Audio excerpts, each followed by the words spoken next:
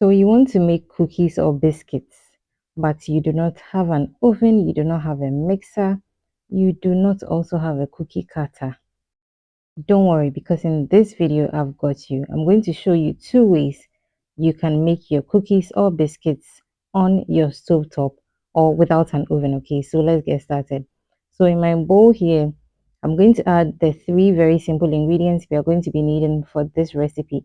And if you have these three ingredients, that's all you need. Okay, so I'll start by adding my margarine or butter into my bowl. So I'm using margarine. So of course it has salt in there.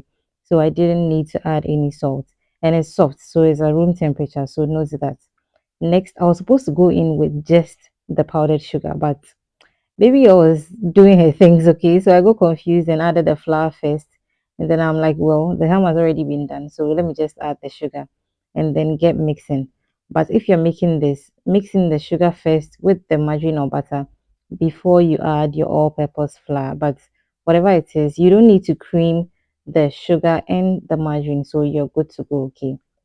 So once that is done, I'm going to go ahead and mix these three ingredients, but I'm just going to add some vanilla essence along the line, which is very optional. You do not have to add it. That's why I said this recipe requires only three ingredients. And then take your time to mix this properly. Don't worry, in the beginning, it look like it's crumbs, like you're going to use it to make meat pie, but trust me, it will all come together beautifully. So as you can see, I dropped my spatula and then went in with my clean hand. And I'm going to go ahead and mold this dough beautifully and let it come together, and then we'll continue with the process. Let me continue by saying that my name is Yasmi. If you're new here, please consider subscribing and joining this amazing blooming family. And if you're a returning subscriber, thank you so much for coming back to watch me. So my dough has come together beautifully. So I'm going to go ahead and mold it into whatever shape I want, okay? So like I said in the beginning, we are not going to be needing any cookie cutter for this recipe. So we are going to make use of the cling film to mold our dough. So I first put on the countertop just one film, and I realized it was too short for my dough, so I added another one so that I'll have enough space to roll this properly. So I'm going to roll this into a log, okay? But you can, if you have the skill and you can try, you can make this sort of like square based cylinder. If I'm making sense, please go back to your math lessons and get what I mean. Okay, yeah. So it's easy to roll this into a log because you have the countertop and you can just go back and forth with it. But if you can do the square also as well, that will be fine. It will have a variety to the cookie, so that's enough. Okay, once my log is formed beautifully, I'll go ahead and leave this in my refrigerator and then prep what I'm going to be using to essentially bake my cookies. Okay, so like I said in the beginning, we are not going to make use of the oven, so we are going to use our stove top. If you have your coal pot as well, you can do that. But initially the fire was high and then I reduced it so that you get the concept. Okay, we are doing this on low heat, so this is the first method. I'm oiling the base of my saucepan or frying pan, okay, and then we are going to use this as one of the methods for baking or making our cookies or biscuits. Okay, so sort of like we are preheating the frying pan, and then I'll cover this and allow it to heat on low heat. Now the second method, still on low heat, I'm going to put my saucepan on and then put a stand into the saucepan and then allow this to heat. I'm going to change the stand you're seeing right now, okay? But for purposes of demonstration, I'm showing you. And then I'll cover the pan and allow it to heat up just like you do with your oven, okay? If you have a stand that can fit into the saucepan, that's also great. Very soon, I'll show you which method I used for my cookies. So my dough spent about 30 minutes in the fridge. I've divided it into two for easy working, okay?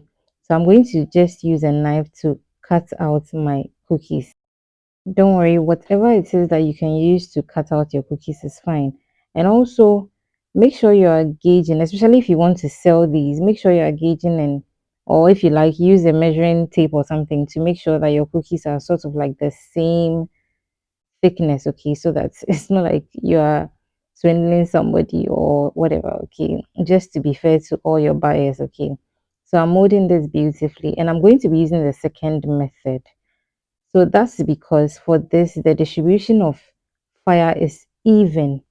I mean, the heat is distributed fairly throughout the saucepan, so you don't have a situation whereby some cookies cook faster than the other. I'm going to show you how the second method works, okay? That's you just drop in your cookies directly into the frying pan and then cover and allow it to bake. But with these ones, you're going to bake this for 10 minutes or make this for 10 minutes and then flip it over to the other side for 5 extra minutes to continue cooking. Why I do not like this method is because when you flip your cookies at the 10 minutes mark, they are soft. So if you do not take care, your cookies will break. But with the method I am using, you leave that on for about 20 to 25 minutes and then your cookies will be cooked to perfection. Okay. What you do is to allow it to cool down a bit and then you go ahead and transfer onto a cooling rack or a rack rather, and then allow the biscuits or cookies to cool down completely or else they'll break because at this point they are still soft. Once your biscuits or cookies are cooled down, you realize that they harden up a bit. They will not become glue, okay, not too hard, but the perfect outer crunchiness, and then the inside will be slightly soft. So, to be honest with you, these biscuits or cookies melt in your mouth. I hope you're going to try this recipe. Subscribe if you haven't already. Leave a comment down below. Let me know what you think about this very simple 3 ingredients cookies recipe. And let me know if you'll be trying this because it's just 3 ingredients. It's very easy to put together. You don't need an oven, you don't need a mixer, you don't need a cookie cutter. Until we meet again in another video, please don't forget to keep blooming.